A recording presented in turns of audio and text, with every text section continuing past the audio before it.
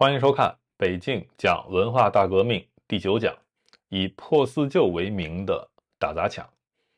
之前呢，我们讲到1966年文革开始在那个早期阶段，在毛泽东的煽动之下，红卫兵成为了当时中国社会的一股可以横扫一切的力量。那么这些年轻人呢，我们上一讲也讲了先是从北京开始，然后蔓延到全国。那么在1966年的8月在北京发生了多起大屠杀事件还有包括到今天我们标题里说的这个打砸抢前两个字打和砸，包括杀人这都是一种极端的暴力的表达方式但是打和砸为的是什么？为的是那第三个字抢最终你要中饱私囊，你要把这些东西归为己有，抢成自己的东西。这就刺透了跟中共的本质是匪徒是一样的。我们现在回顾文革这段历史包括在中国墙内的有很多年轻人不知道文革究竟发生了什么都听过这个词儿叫破四旧你在百度里去搜还可以搜到我给大家念念百度是怎么解释什么叫破四旧的。他先要说是为了立四新，所以要破四旧为了立新，所以破旧。那么什么叫立四新呢？指的是在当时要树立无产阶级的新思想、新文化、新风俗、新习惯。于是乎呢，你就要破除掉旧思想、旧文化、旧风俗、旧习惯乍一听好像还确实挺有道理的，对吧？我们破旧立新嘛，那么旧的不去，新的不来，我们为了去创造新的文化，那么有些旧的文化我们就要去破除掉。那么好，以此把这个破四旧给进行了一种美化甚至进行一种浪漫主义的包装。但是我们今天这个标题就是想说明白它不是什么新的发明，它归根结底破四旧本质上就是一种打砸抢。它跟中共建政以来也是找一个非常漂亮的伪光正的口号，然后开始发动这种暴力的革命，最终去把政权抢到自己手里，把地主的地抢到自己手里，把资本家的厂子和钱抢到自己手里这就是一种打砸抢。所以中共从1921年建制以来建党以来就一直在打砸抢到49年之后还在打砸抢，到现在这个1966年他还在打砸抢是鼓励这些红卫兵后面我们会看到其实做打砸抢这些事情的也不只是红卫兵。那么一直到今天其实他还在打砸抢，他已经作为执政党这么多年了，对吧？他的城管还在打砸抢。那么防疫期间的那个大白我们说这是白卫兵，为什么会拿这个东西去跟文革时候的红卫兵去等同的去做一个类比呢？就是我们都看到了白卫兵很多在这个封城期间也是暴力的表达，跑到别人家去做这种打砸抢的事情，一直就没有变过。所以当中国墙内的这些中国人尤其是年轻人越来越多的了解这个历史中实际发生了什么事情之后他就能够想明白其实这一切都没有变归根结底它就是一种打砸抢。那么讲这个破四旧今天这期节目还有一个更重要的意义呢，就是把这些事情讲完之后那么我相信呢听了之后的年轻人，你会去想一个事情就是很多中国人不是非常的痛惜说有中国非常多的文物在大英博物馆不在中国，但是在英国为此还哭天抹泪的是吧？然后还发各种各样的小视频去调侃这个事儿好像自己很爱国。但是当你知道1966年发生在中国的这个破四旧期间究竟是怎样去破坏文物的等你听完这一讲我相信你会有一个反思，你会想一想是不是这些文物保存在大英博物馆反而是一件幸事那么好，我们来正式开讲那么这些学生在做这种暴力表达的时候，他的那个出发点他们坚持的是毛泽东那句所谓的造反有理他觉得自己做的事情是有道理的他觉得自己做的事情是正义的。那么而且呢在这个早期阶段很多的尤其是北京以外的这些学生他们并不知道就是中共的高层可以允许他们的这种暴力程度到什么程度，他们心里是没有谱的。那么直到一个事情发生，让全国的这个红卫兵得到了这个尚方宝剑，得到了可以放手大干的这么一个信号，是什么呢？就是8月18日我们都知道那一天是毛泽东在天安门第一次去接见这个红卫兵。那么在当时呢，林彪就站在毛泽东的身旁他呢说了一段话，他就号召这些年轻的红卫兵他说你们要大破一切剥削阶级的旧思想、旧文化、旧风俗、旧习惯。所以破四旧是从林彪这里喊出来的。那么好，那么这些红卫兵他们就听明白了，对吧？一天之后，北京的红卫兵就贴出了大字报，他们就大胆的向这个所谓的旧世界他们脑子里有一个旧世界，他们想要去到新世界，他们就向这个旧世界宣战了。他们就说我们要批判，要砸烂一切旧思想、旧文化、旧风俗、旧习惯，所有为资产阶级服务的理发馆、裁缝铺、照相馆、旧书摊等等，统统都不例外。我们就是要造旧世界的反他们终于明白他们要造什么反了他们造反有理，但是朝谁去造反呢？他们现在有了更加广大的目标之前只是一些老师对吧？什么校长一些什么反动知识学阀呀，对吧？现在这个打击面扩大了他们的这个可以施行暴力的这个面更广了他们会更加的爽快这帮年轻人。那么于是这些红卫兵宣告高跟鞋、别致的发型、短裙、牛仔裤、坏书籍，这些全都必须立刻消灭。那么由官方资助的《中国青年报》于8月19日印发了好几千份这些慷慨激昂的演说内容官方也在推波助澜。然后又过了一天，8月20日晚上，一群群的红卫兵就开始在北京街头游荡，攻击所有带有旧世界痕迹的事物，比如说改变这个街道的名称把带有革命意味的新名字贴在这个旧的路标上，然后裁缝铺、理发馆等等提供服务的店铺都受到袭击，店主也遭到羞辱，有些甚至被殴打被迫停业。到了8月22日早上，气氛变得更加的粗暴，红卫兵呢开始攻击一般的百姓了开始就是无差别的攻击普通人了，强行的去剪他们的头发然后把你的这个裤腿它有一种东西叫窄管裤它会把这个东西给割破，然后呢把你这个高跟鞋的鞋跟给削断。那么就在同一天，新华社把这个红卫兵赞誉为叫毛主席的小将盛赞他们铲除旧文化的努力。然后中央人民广播电台在一段特别节目中向全国播出了这个消息。那大家想想这个结果是什么？新华社加上中央人民广播电台都说红卫兵做得对是毛主席的小将，他们革这个旧世界的命是对的。那么在这种鼓动之下，紧接着第二天开始，8月23日到26日，这个红卫兵的这种暴力狂潮在全国爆发那么任何与这个旧世界有这种丝毫关系的事物都无可幸免。那么这个暴力的余波久久不散，长达数月时间，就是这个破四旧的这个整个砸烂一切中国的这种情况。那么有很多数据我们先在这里说一个，最后的时候还会补充很多数据究竟这个损失有多大。北京市呢，在1958年的时候确认了要保存下来的文物有6843处，这58年时候确定。那么仅仅在66年的8月和9月就这个破四旧运动开始了，就这2个月，时间就毁掉了4922处，总共就6384处，毁掉了4922处。就这一场浩劫是中国历史上最惨烈的文化传统和珍贵历史遗产的大破坏。好，我们来举几个个例发生在各地的有那么几个例子，大家可以切身的感受一下究竟是怎么发生的。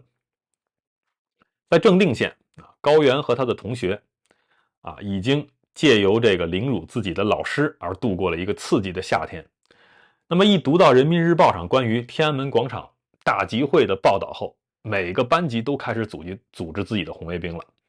那么没有良好阶级背景的学生就没有资格参与，只能垂头丧气的羞愧离去。那么成功加入的人则佩戴以黄漆写上文字的红布条，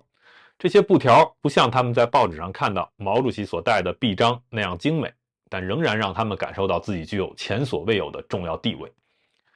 2天后，他们密切注意红卫兵在北京砸烂旧招牌的新闻，他们决定要把他们自己所在的这个正定县所有的旧世界的痕迹也都消除干净于是出发前往旧城区。那么队伍前端还飘着一面写有红卫兵字样的红旗，他们就模仿自己读到那些北京红卫兵的作为，改掉街道的名字又污损小商店门上的金漆字招牌。他们指责叫卖商品的小贩骂那些人是资本家。一名裹小脚的老妇受到骚扰，被迫挂上一块将她斥为妓女的牌子，在太阳下站着不动4个小时。但他们最大的目标是一道象征封建压迫的古老拱门。他们在拱门的顶端绑上了粗绳，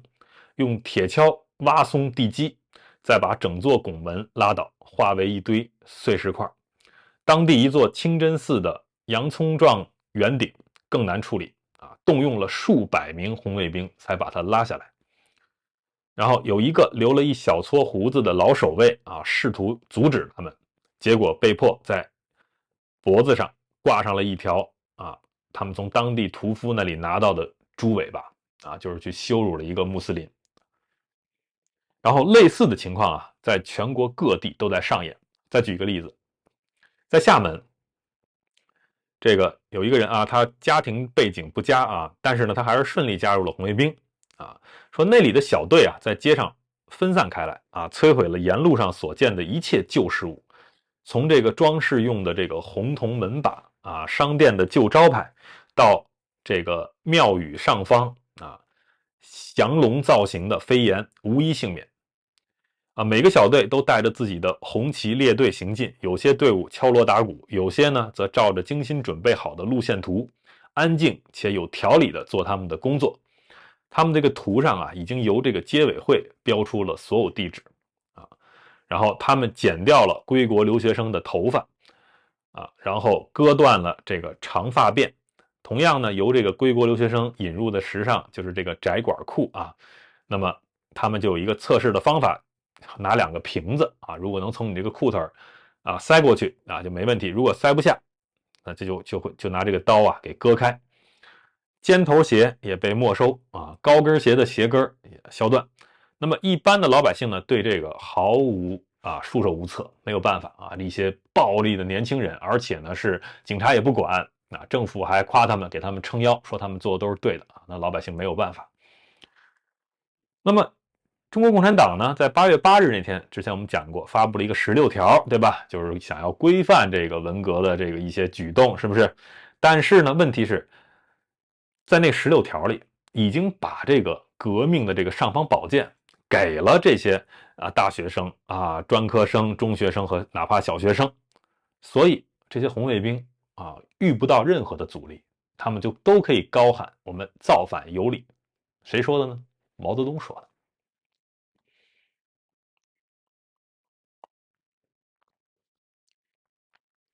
那么相比于上海，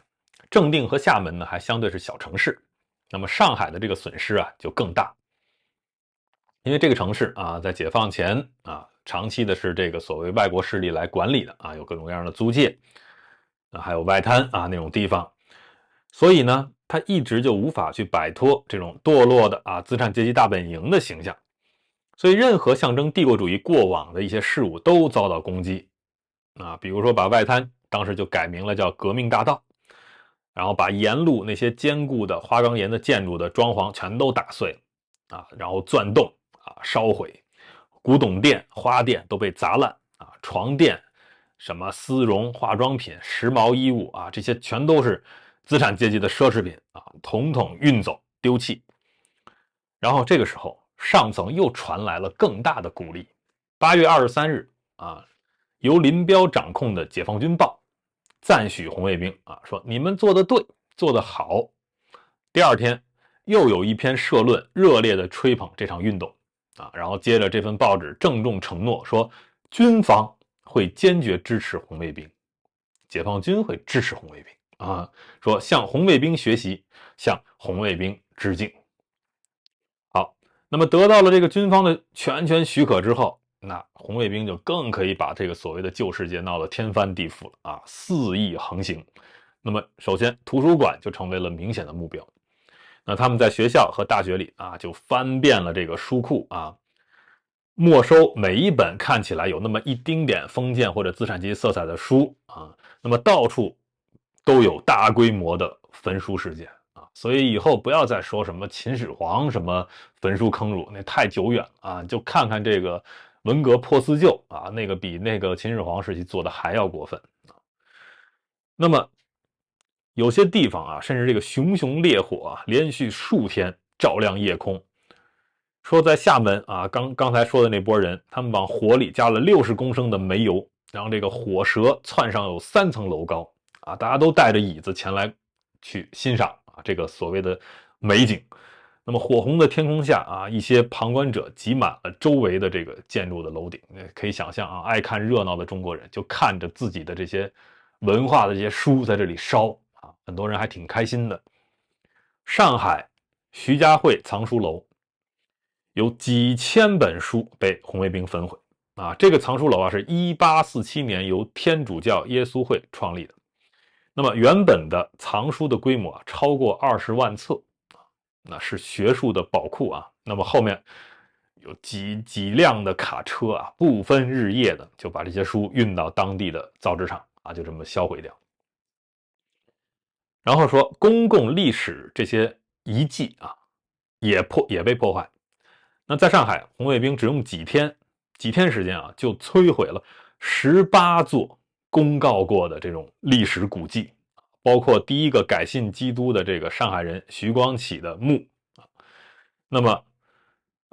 这个徐光启啊，曾经跟这个耶稣会的传教士啊，这个利玛窦啊一起工作过。那么还有呢，上海最古老的这个寺庙啊，龙华塔啊，高44公尺，也成了红卫兵手中那些铁锤和绳索的牺牲品。四方收藏的3000部经书化为灰烬。那么还有位于一处宁静公园啊，历史悠久的孔庙建筑群完全付之一炬。那么红卫兵还侵袭了这个徐家汇藏书楼旁的这个圣伊纳爵主教堂座啊，那么把这个教堂啊给拆毁了啊，这个尖顶尖塔还有天花板，然后把这个彩色玻璃窗也砸烂。那么上海有很多的教堂啊，后来有一份报告证实，几乎所有天主教堂的物品都被彻底摧毁。那么接着说啊，在这个这是刚才讲了伊斯兰教受损啊，天主教受损，那么佛教也跑不了啊。5月之一的衡山，说地方干部和红卫兵联手，把每座寺庙和雕像都摧毁、焚烧。说猛烈的火势连烧了3天3夜。那当然了，最攻击的这个最凶猛的地方啊，我们都知道是这个曲阜啊，山东曲阜这个孔子的家乡啊，孔庙孔林啊。那么这个地方呢，刚开始啊，这些遭到了一些这些攻击啊，遭到了一些抵制啊，好像是能够守卫住，但是呢，说当地的红卫兵啊，3番2次试图攻击孔林啊，但是曲阜当局都成功抵抗了他们的暴行。说直到有200多名北京来的红卫兵突袭曲阜啊，然后那些坟墓才遭到这个亵渎啊和这个劫掠。说有5具保存完好的女性遗体被绑在一起，挂在树上。说这个陈伯达啊，中央文革小组这个组长啊，亲自发电报下达指令，允许这些红卫兵说你们可以挖开坟墓啊，但他只要求说你把主建筑留下来啊，作为这个阶级教育的博物馆。那么这个北京的红卫兵啊，跑到各地去搞这些破坏啊，当然后来全国的红卫兵啊都在到处的乱跑啊，这个是大串联的事情，那是后面要发生的啊，我们后面再讲。那么这个接着说啊，这个孔庙这个大成殿有一个明代彩塑的这个孔子像啊，当时大家可以在网上去找这个图片看啊，被这个塑像啊被挖眼啊、扒心啊，然后身上贴满了各种的标语啊，比如说这儿胸前贴着说这个孔子是头号大坏蛋啊。那这个事情呢，有人说了，那说故宫有没有受损啊？那么故宫呢说当时这个中央进行了一个保护，把故宫的门关上了，所以这个红卫兵呢没能进去打砸。但是呢，把这个大家都知道故宫博物院那几个字啊，把那个地方也给改名了啊。当时在上面写着叫血泪宫啊。那大家以后创作一些作品啊，不想叫这个紫禁城，不想叫故宫的话，可以叫血泪宫啊。那么在西藏啊，那么这个西藏著名作家啊维瑟也曾经写过，说1966年8月24日，文化大革命在拉萨也掀起了破四旧风暴。那么全藏最重要的佛寺啊，大昭寺，在大昭寺的那个庭院内啊，堆满了被红卫兵和革命群众砸烂的佛像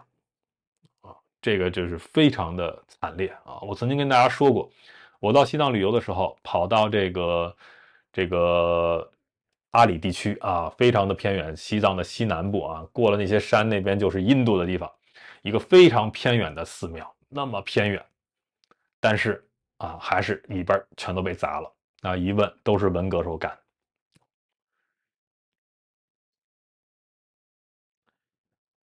好，那么好了，说了这个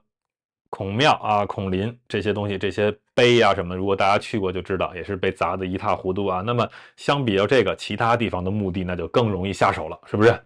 尤其是外国人的坟墓啊。那么在上海啊，解放之前的上海啊，说当时全世界的这个外国人的数量啊，上海的外国人数量是仅次于纽约的，可能是世界第二啊。那么市内说有69处墓地，一共呢有40万座的这种坟墓啊。那么其中2万座的坟墓是外国人的。那么这些墓碑啊，全都遭到了有计划的毁坏啊，十字架全都打断。那么纪念的这个名牌和碑文都被人用这个水泥抹去，或者用油漆去涂污啊。那么不久，上海地方当局还自豪地表示啊，说除了少数几名革命先烈的坟墓之外，所有的墓碑基本上都已经被完全破坏和砸毁啊。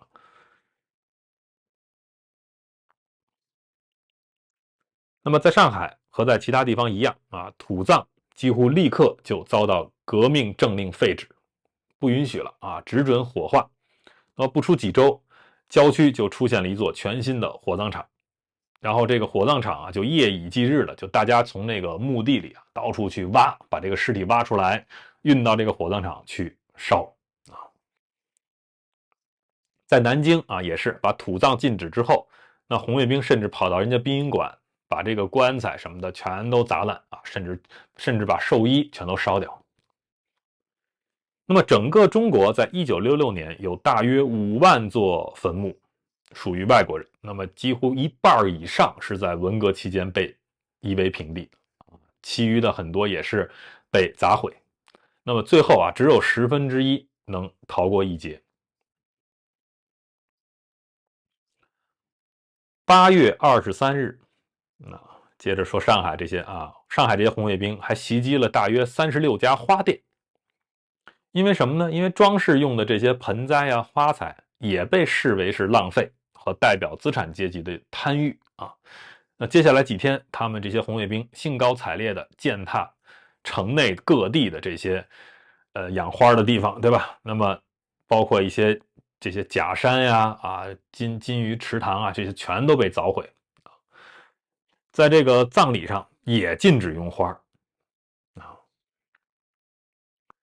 那么他们而且计算出啊，说上海1965年总共卖出300万束鲜花，说你种这些花的这些地方是可以生产出可以供3000个无产阶级人民吃1年的粮食的他们以这个为理由去把这些东西都砸烂。那这里边呢还有就是这些狗狗猫猫也是非常的惨这一段非常的惨。说犬只已经销声匿迹许久因为它们被指为会危害公共卫生，全国各城市在1950年代初期都执行了捕杀行动。那么现在则出现了这个屠猫的行为，红卫兵到处杀害这种被视为资产阶级堕落象征的动物。北京那个批斗过自己老师的15岁学生杨瑞，试着把自己的宠物猫偷偷带出家，但是红卫兵注意到他提的这个布袋子里有东西蠕动，猜到里面藏了什么，他们就抢走了布袋，甩了几圈，然后砸在一道砖墙上，然后猫咪就惨叫。这帮男孩们就开心极了，他们一次次将这个布袋砸到墙上。这个他弟弟哭着就求他们住手，但没有人理他们。到8月底走在北京街上的人可以看到路边躺着的各种的，就是前脚被绑在一起的这种死猫但是其实这些事情过去了吗？在这个3年新冠疫情期间四处去屠杀狗、虐待狗、虐待宠物狗、屠杀这些外面跑这些野猫什么的也是此起彼伏的。我们看到了非常多的这样的惨状一切都没有变化。好了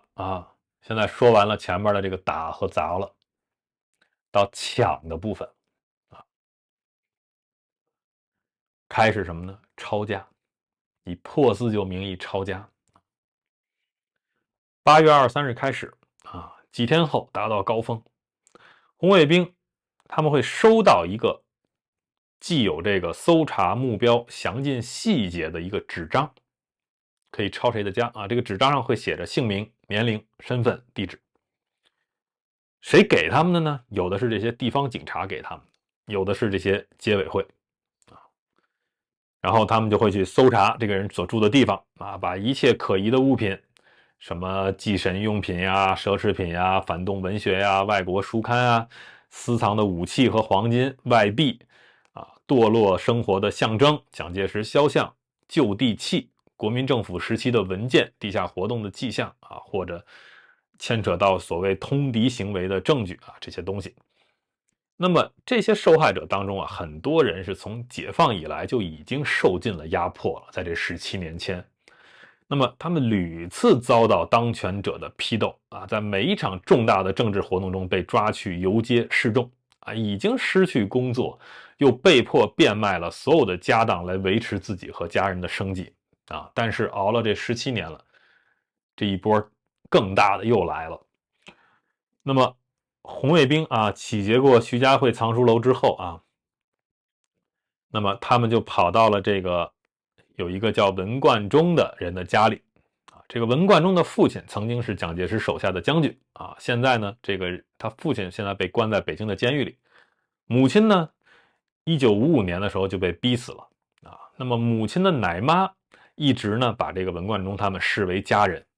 那么文贯中和他的2个兄弟都由这个奶妈来照料，他们家徒四壁这帮红卫兵来了什么都没找着，屋子里说甚至连一把椅子都没有一家人就依偎在那个什么都没有的那个地板上吃饭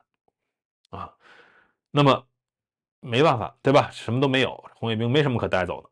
那么举另外一个例子，然后之前给大家讲过一个叫郑念的，那么他呢是上海有一家外商公司这个壳牌石油公司的前总经理的遗孀这么一个人郑念。那他呢过着一个非常优越的生活红卫兵8月30日出现在他们家，当时呢他正在书房里阅读《第三帝国兴亡史》，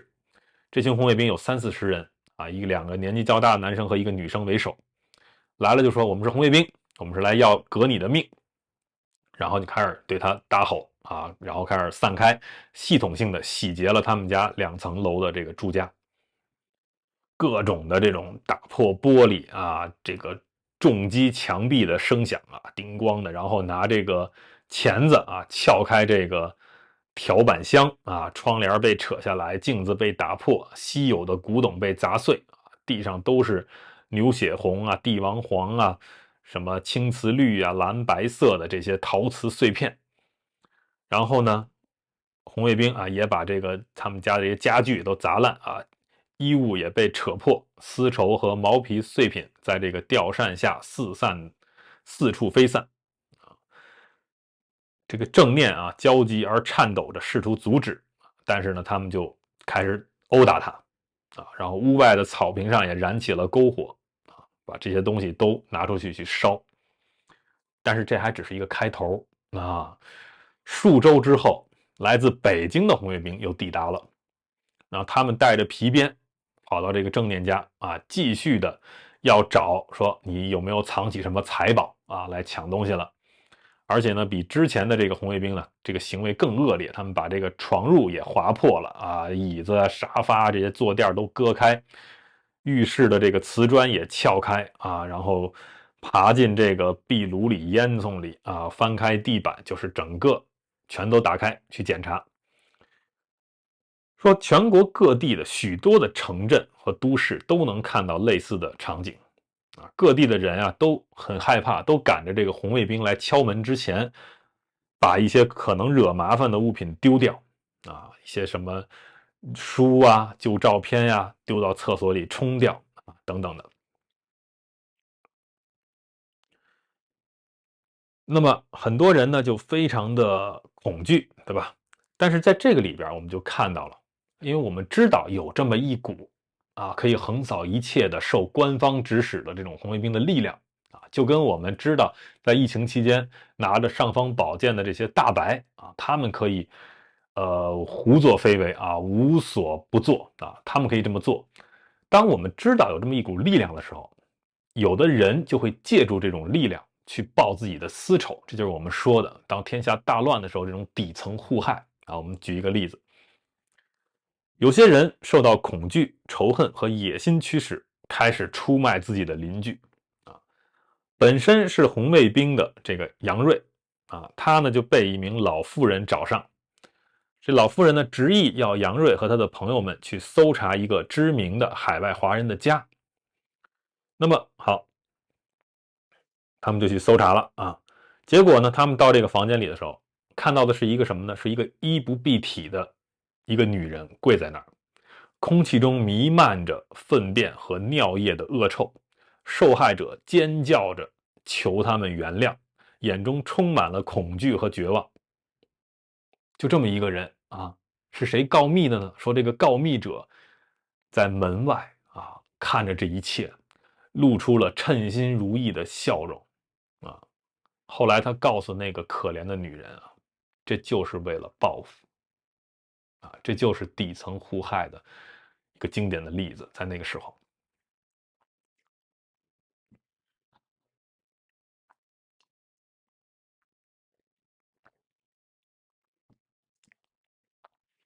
那么一辆辆满载着艺术品、乐器、衣柜和其他资产阶级用品的卡车，在当时的中国的每一座城市中来回穿梭，有时甚至造成交通堵塞啊！每个城市都有一个地方去集中的收集和清点掠夺而来的物品。那么，就像纳粹啊，把这个在巴黎没收的艺术品送到国立网球场美术馆一样，那么在广州位于这座古老城市中心地带的十世圣心大教堂就被选出来担当这件要务。这件教堂呢是仿照巴黎的圣克罗蒂德主教座堂建成的啊，有2座宏伟的尖塔。那么在市党委啊决定征收教堂作为没收物品整理处之前呢，它便已经遭到了红卫兵的破坏啊。那么现在堆积成山的家具、书籍和衣物就存放在一个宽敞的这个洞室里啊，较为贵重的物品呢则放在2间门口有守卫的房间里啊，有一个角落堆着许多的银戒指、手环、项链、耳环、小饰品和坠子。金条和其他物品分开来啊，堆在一面墙壁前啊，有一名红卫兵负责用推车把黄金推进这个教堂。然而呢，令他印象最深的是还有大量的音乐盒啊。他说那是他第一次见到音乐盒，有很多啊，超过100个。说这些物品啊，它有的都会被登录成这个详细的清单啊。说很多呢，现在在一些档案馆中是可以找到的啊。比如说啊，湖北省的省会武汉啊，说有2万户人遭到这样的劫掠，被抢走的财物啊，包含31.9933枚银元，超过300万元的银行存款，现金56.130元，679件古董，3400件家具，8439个保险箱，9428件银制品，91000多件瓷器，798只表，340台收音机，8面国民党党旗，22把步枪，971.1公斤黄金与1717公斤白银。整个湖北省被劫掠的人家占总户数的1%，劫走的财物价值估计有2亿元，光是黄金就搜刮了超过4公吨。这只是一个湖北省的一个数据啊。那么当然了，这个最严重的地方应该还是上海啊。说那里的100万户的这个住户中啊，有超过1/4都被红卫兵搜查过，300万件以上的珍藏古董和艺术品被收进仓库里啊，其中这个还不包括啊，不包括价值6亿元的珠宝首饰及货币。那么这些清单反映出来的只是总体的一小部分啊，比如说这个刚才说的这个上海的这个郑念女士啊，就曾经哀求红卫兵啊，把她收藏的这个稀有瓷器啊捐给国家，而不要砸毁它们。那么好，但是红卫兵呢，很享受这个打碎旧世界的这种感觉啊，他们用这些斧头啊、铁锹啊、钳子啊、棍棒啊挥舞着啊，砸烂一切，他们以此为乐啊。那么在厦门啊，那么很多被丢进火堆里烧掉的啊，还包括一些木质的祖先牌位啊、旧的国民党纸币、颜色鲜艳的中式服装、男士西装、旧招牌啊，还有印有这个戏院旧名称的一些电影票竹制的麻将、纸牌、外国香烟、珍品、古董、书法卷轴、中国戏曲使用的弦乐器西洋小提琴等等。那么很多人在那里打砸为乐烧毁。那当然了，还有很多是在把这些东西就贪为己有啊。那么对这些东西先进行染指的，肯定是近水楼台先得月的这些红卫兵啊。那么他们很多就将钱、珠宝、手表塞进自己的口袋，并以文化大革命之名，公然的占用了这个收音机和脚踏车。那么学校这些宿舍一下子就气派了起来啊！许多学生在宿舍里享用抢来的东西。那么也有一般的盗贼假扮成红卫兵，到处去搜查，去夺取财物啊！那些物品在送抵这个中央保管处之后许多连清点都没清点就消失了啊！好，这里边最大的盗贼是谁呢？就是中央这个文化革命小组的这些成员他们就是最大的盗贼。就比如纳粹的这个格林他们当时前往巴黎20次，从这个国立网球场美术馆挑选最好的物品以供他个人珍藏那么康生也造访过全国的主要保管中心不好意思我这儿可能 OK 继续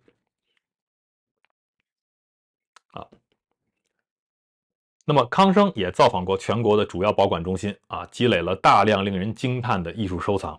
他的藏品包括史前的甲骨、古董铜器、象牙印章、珍贵的画作以及超过12000本书籍说康生本身是个文雅的学者和这个技艺精湛的书法家那么他特别偏爱稀有的这些石碑拓印啊、书法卷轴和古董砚台。那么之前邓拓的那些东西啊，现在他就归为他己有了。那么当然了，康生不是唯一这么做的啊，还有陈伯达啊，还有林彪的妻子叶群，还有他的4名手下啊。在1970年5月某次巡访时啊，他们这伙人啊，说差不多搬空了一整座的仓库啊，然后康生呢和江青他们也会自己啊去私分啊这些东西。那么跟纳粹有什么不同呢？就是纳粹啊，他还会珍惜自己没烧掉的这东西，他得好好的保管，对吧？这些都是宝贝。但红卫兵不会，这些抢来这东西大部分都是堆在那里啊，去闲置、弃置，最后任其去毁坏。说在上海，大约600架没收的钢琴被派发到幼儿园，然后呢，许多的这些其他的物品呢就更惨了啊，尤其是那500万本没有逃过火劫的书籍，其中许多被捆在一起，丢在福州路一处生鲜市场上方的阁楼里。那么福州路原本是一条书店林立的街道，那么还有呢，就是有100万本珍稀的书籍啊，堆得跟天花板一样高，就这么堆在那里啊，任凭那些虫子啊，就给他们全都啃食了啊，包括风吹日晒雨淋啊。那么郊区的情况就更恶劣了，在1966年9月才刚启用的这个新焚化厂的奉贤区啊，一间临时充当这个库房的地上啊，散落着各种的古董、书法卷轴和画作，其中大多数都潮湿破裂且发霉。那么当局呢，到了1966年末才做出一点去挽救这些东西的努力啊。那么对于回收、打碎这些古铜钟仪器啊、雕像做了一些限制啊。有一组来自北京的专家负责去挽救这些残留的物品啊，但是呢很困难啊，因为有很多无价的这种古铜器早就已经丢到这个铸造厂里熔掉了，或者在黑市卖掉了啊，大量的瓷器也都被砸得粉碎。当然了，这个小组最后还是成功的救回了28万1000件物品和36万8000本书，但是这都是很小的一部分。上海的情况已经很糟糕了，但是内陆的地区的局面比上海还要恶劣的多啊。说很多的这些保管中心啊，比如武汉的，根本就没有人看守啊。到了1968年的时候，这些抢来的财物啊，大部分都已经被偷走啊，或者被这些害虫啊、受潮啊损坏，无法修复了。那么这些东西呢，还有这么一个事情啊，就是这短短1年时间内啊，这些成千上万件的这些文物古董啊，堆在仓库，对吧？很多这些所谓的旧世界、旧社会的糟粕啊，所谓的就被送到了这个叫工艺品进出口公司，当时就准备呢廉价卖给外国人，换点外汇啊。那么1970年6月，上海一家工艺品出口公司就收到了60万件的书画作品啊，在他们眼里这就是破烂啊，其实全都是国宝，对吧？那么他们就准备卖掉，说公司起初定价是10块钱一件，后来经理担心价格过高，外国人不愿意收购啊，如果没有人愿意买呢，他们把这东西运来，他们这个运输成本就承担不了啊，于是他们索性就把价格定成了1块钱一件，这些国宝啊，1块钱一件，随意挑选。消息传出后，不少外国藏家趋之若鹜，纷纷前来抢购，大包小包的卷走所谓的破烂品。殊不知啊，这60万件破烂里有无数国宝级的古画作品，外国人用1块钱买去后，转手就是几万倍的获利。那么为了抢夺这批宝物啊，有一些外国人甚至开出了每天8000美元的高价酬金，请这个进出口公司的员工帮他们去抢宝。所以看到这儿啊，那些去痛惜什么大英博物馆啊，说去逛完之后出来哭的那些中国人啊，你应该感到万幸啊，有像大英博物馆这样的地方啊，把这些中华文化里的一些精华呀给保存起来，对吧？你应该感到万幸。好，抢完这些财宝呢，还有抢房子啊。我们再说一点抢房子的事儿。刚才说的郑念家是吧？遭到红卫兵洗劫之后，一天之后，一名党内官员前来造访，说呢，对这个整栋房子挥挥手，就说啊，说这个上海住房短缺的时候，你们住在这个房子里，对吗？啊，别人家都是没有家具的时候，你们这儿使用羊毛地毯，对吗？你们还有黑檀木家具啊，等等等等，你们盖的是这个羽绒被啊什么的，就所有的这些物品全都被没收了啊，房子也都不归他了啊，这些房契什么就全都不归他了。然后他呢，反而被正式逮捕，就送进了一处监狱。然后到处可见这些背井欠家者啊的住宅遭到瓜分啊。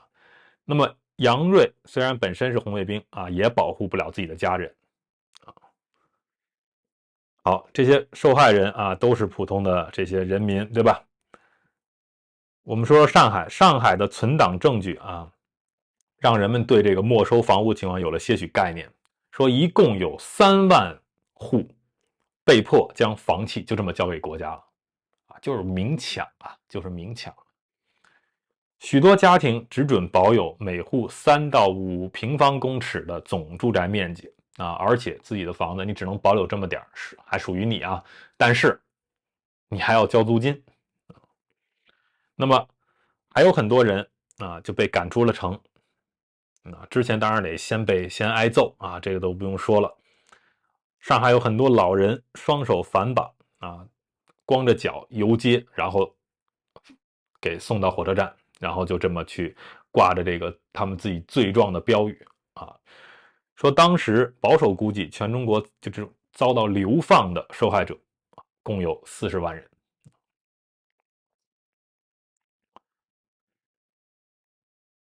所以呢，我们这些资料啊，今天先讲到这里啊。我相信会有非常非常多的资料啊，关于破四旧，关于在那场浩劫中啊，整个中国的这些文化文物啊，这些东西到底损失有多大啊？我们以后找到一些新的资料啊，以后在做这种补充集的时候啊，再给大家去分享。那么这里边呢，我看到有一个对于这个破四旧的反思啊，我觉得特别的好。这个人就说呢，说你以为破四旧就是一声号召，一个口号，然后红卫兵就上街了吗？就去到处打砸抢了吗？他说当然不是